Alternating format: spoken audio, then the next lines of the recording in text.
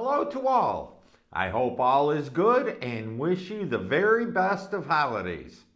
Now, don't freak out, but I am going to give Alpha Munitions Brass a go of it.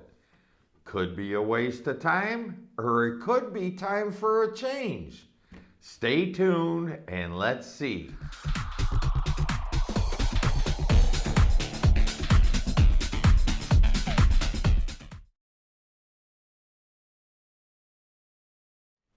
Well, I know coming from me, this is controversial because I've been praising Alpha Brass for years and years, but the last couple batches of Alpha Brass I've got, the primer pockets were cut way too deep. I couldn't even uniform them to the same depth because they were too deep, and I wasn't going to cut the other ones that deep.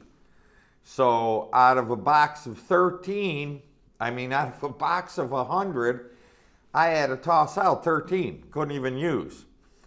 So I don't know if their quality is going down or whatever, but I've been hearing about this Alpha Munitions, and I want to give it a whirl. So one thing I'm impressed with already is it comes in its own box, packaged with felt tops and everything. That is really impressive. So I'm going to do measurements, which are going to take a long time. So I'll show you like the first few of each measurement, and then we'll move on to the end of it when I get all these measurements done, and we'll look at the graphs and see how good they are and, their tolerances. And that's what we're going to do today. First test we're going to do is primer pocket depth. So here's the spreadsheet. Here's the Primal Rights gauge. Here's my numbers pad to enter. Here's the brass. Here's the after measure. So I got this numbers pad. I think it would make it a little easier.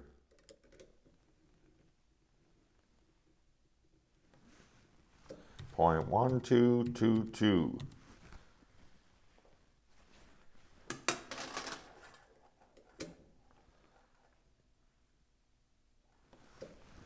.1221.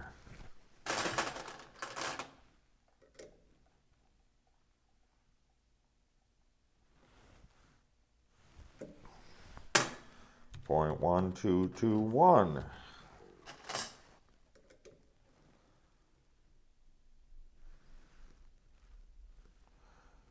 .1222.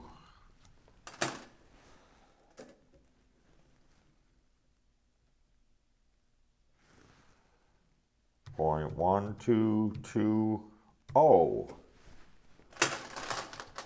Wow, I can tell this is so much better than Alpha. Oh my gosh. .1221. That's incredible.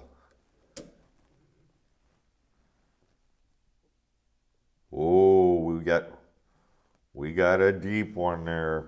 .1223. All right, so I've got 100 pieces of brass. That's what I'm doing. I bought 2 boxes of 100.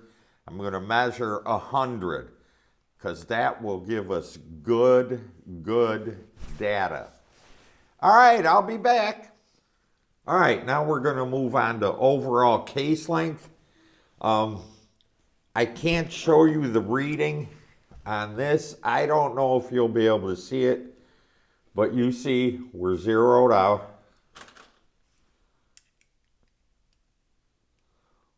1.550. 1.550.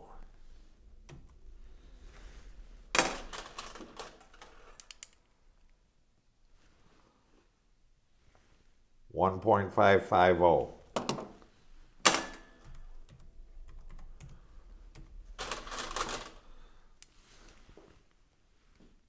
1.555.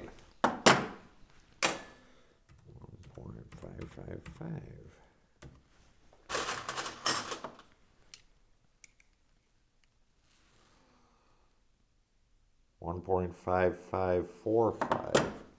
1.5545.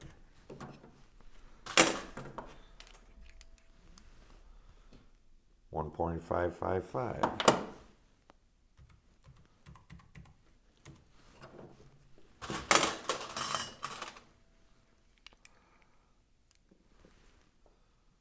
1.555.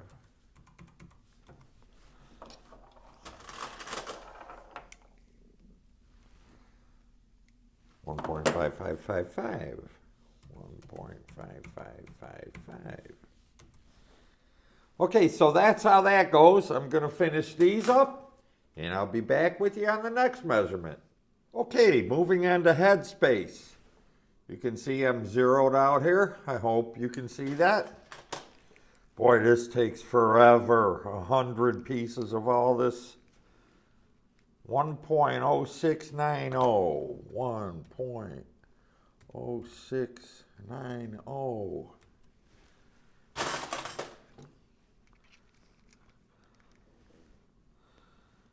1.0690. I don't even know. I'm getting such a feeling that 1.0690, that this is just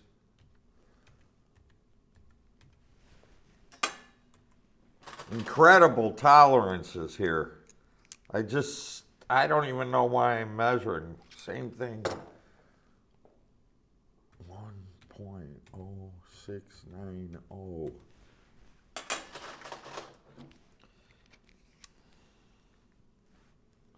Oh, we're off 5/10,000s. 1.0695. Hey, that's what I sized to.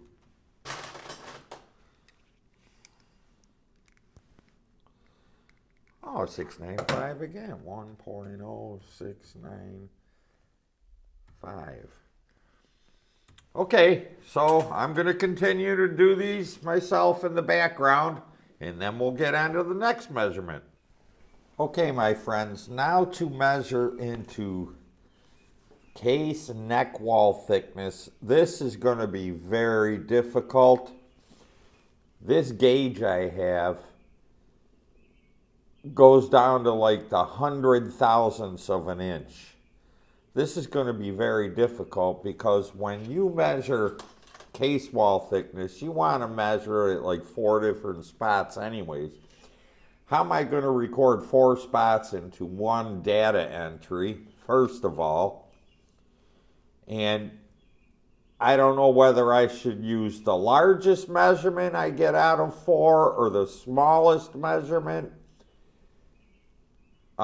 This is going to be very difficult. So let's try to start. I don't know if you can see this.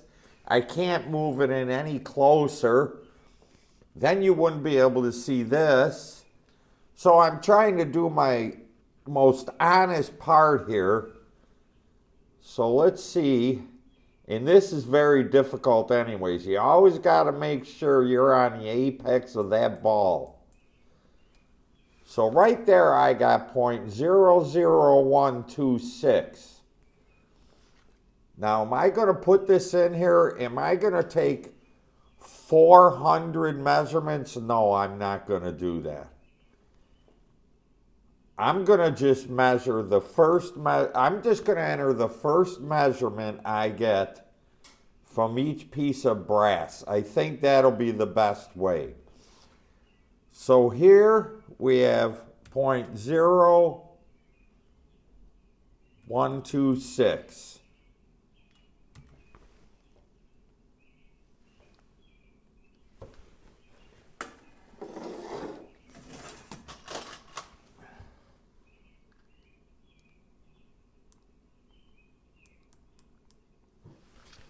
Okay, now we're getting up into the 100,000ths again, or for the first time, 0.01285.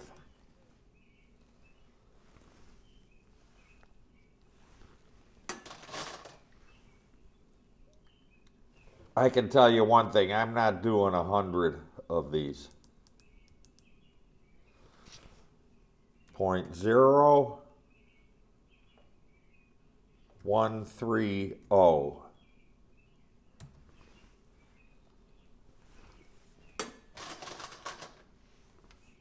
I don't neck turn anyways, so if I was neck turning, this would be more important to me. 0.0126. I keep wanting to grab this knob, I don't know why.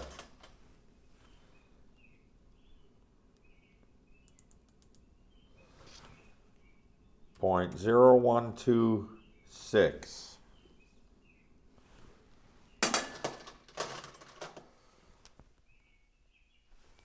This gauge, I think,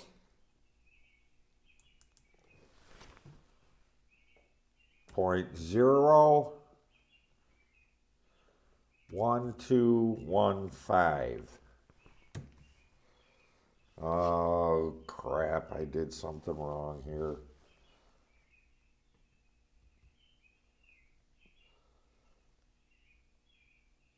Okay, that one I remember was a .01260. It was the same as the other one. Ah, oh, come on. And this one is .01215. There we go. Sorry.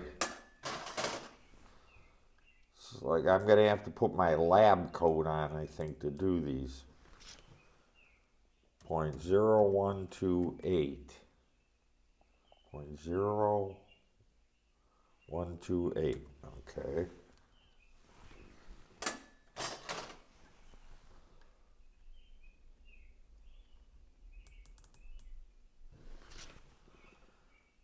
.01275. One more. I don't have the patience for this, and also this is not that critical because I'm not neck turning, but it does show .01265. It does show some pretty good. Let me zoom down out of this now. Let's go to 200%. All right. So we got an average of .0127, and the shortest was .01215, and the longest was .0130. Hey, how come I don't have... Okay, I'm going to put another column in these latest to show the difference between the shortest and the longest. I thought I had already done that, but apparently not. So I'll get that corrected. Okay, the next one we're going to do is case rim thickness. All right, now on to case rim thickness, which to me is the most important one out of these. This has so much to do with your primer seating depth. You all know that. You've been watching me long enough. All right, you see we're zeroed. You see the scale does function. Only it looks like my arm's going to go in front of this every time. But, okay, here we go over, since I screwed up the last readings. .0512. No, 511.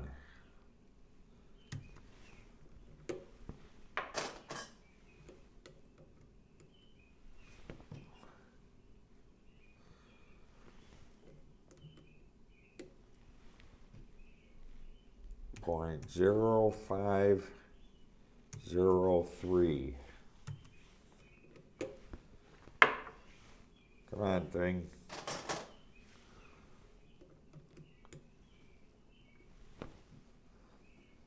.0512.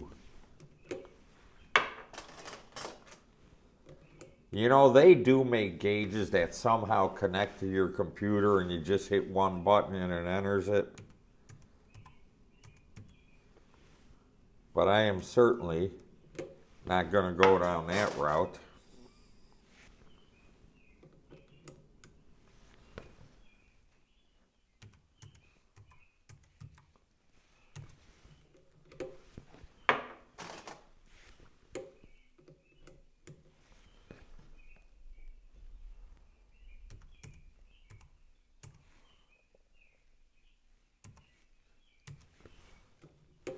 Okay, so you're getting the gist of it. I will finish these up.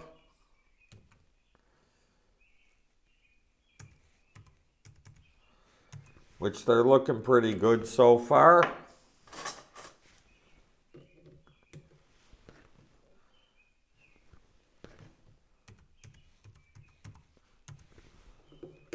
So, I mean, just looking at these now,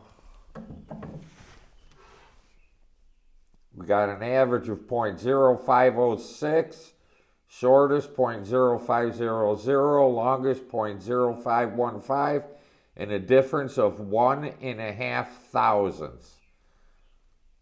So I know Lapua was a little higher than that, but this is the thing. You just cannot get case rim thickness that is the same, and that is why I created the two brackets for the CPS primer and for the Duraco primer.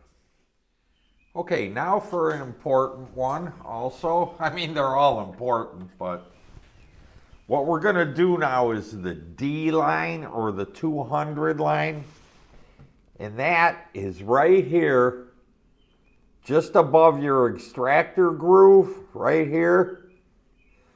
You want to measure this and keep a watch on this, because this will tell you how much your case is expanding, and if it's expanding too much, if you're using too hot of loads, keep an eye on that. You want to stay, you know, about 1 or 2 thousandths below what your chamber reamer says that your D line is supposed to be. You'll see it on any print. Hold on, let me grab mine. Hopefully you'll be able to see this in focus. So this is your bolt line here, okay? This is your D line right here. There. My D line is 4715, okay? Right here. This is D line, D distance from here to here. So I'm just going to take readings with my caliper. You can see those are zeroed. So right about here, if you can see that, just above your extractor, 468.468.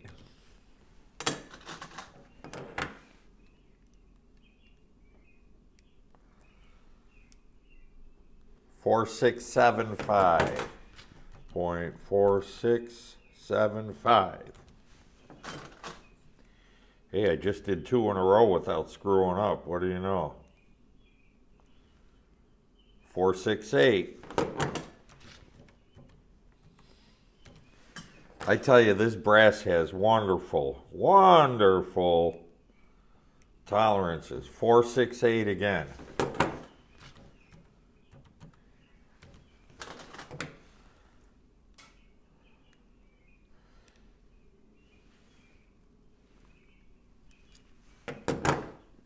.468 again.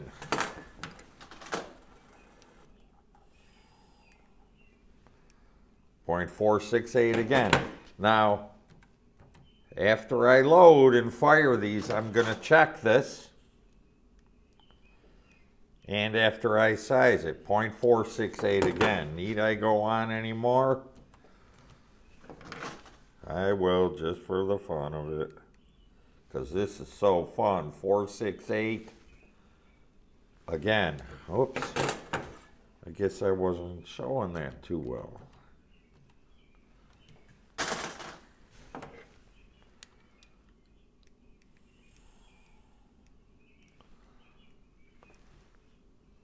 4675. Let's see. No, 468 again.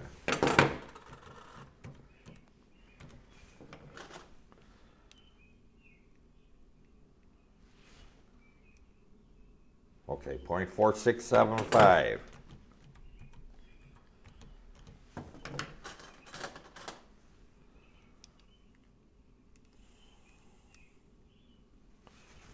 Point 4675.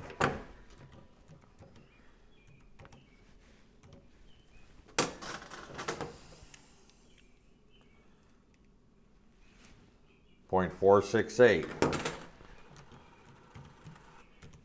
Okay, so I know what I need to know. I could do the rest of these, but there will be a half of a 10,000th difference. So that is very, very good. All right, so here's our results. What are we on here? Why is this? Okay, this is primer pocket depth. Don't know what happened to the headline up here. But anyways, here's our primer pocket depth. We got an average of 0.1224, a shortest of 1.2215, a longest of 0.1230, and a difference of 1.5 thousandths. So that is not bad at all. I know on my Lapua brass it was, oh my gosh, anywhere 4 to 5 plus or minus. Overall case length is extremely good also. Here you see the average 1.5553, the shortest 1.5545, the longest 1.5565, and a difference of 2 thousandths of an inch overall length. That's great. Head space, average, let's just go with, we'll call this 689, shortest 670, longest 695, with a difference of 2.5 thousandths. Now that is also much better than my Lapua brass. And this doesn't really matter anyways, because this is going to get fire formed. So when it's fire formed, I guarantee you in my chamber, tight chamber, they'll all be the same. On the case neck thickness, you know the problems I was having with this measurement.